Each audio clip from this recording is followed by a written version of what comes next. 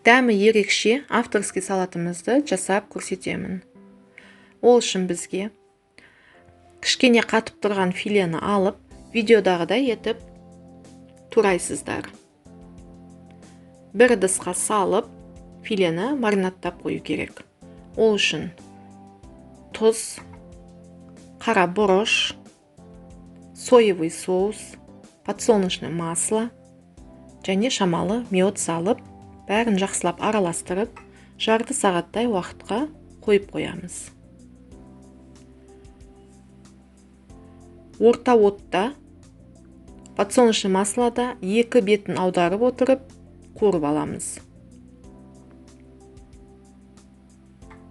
Алдын ала жуып кептірілген көкөністерімізді алып, айсберг салатын қолмен үсіп турайсыздар. Және помидорымызды ломтик етіп тураймыз.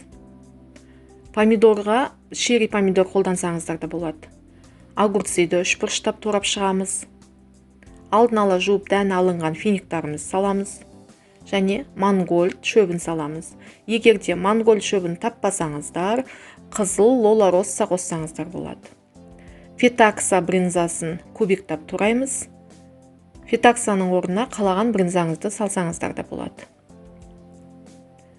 Және алдын ала дайындалған медово-горчичный соусымызды құйып, езбей араластырамыз.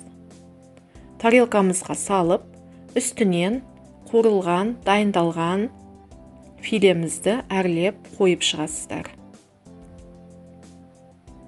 Көріп отырғандарыңыздай, салатымыз өте әдемі, жеңіл, дәмді болып шығады. Ас болсын.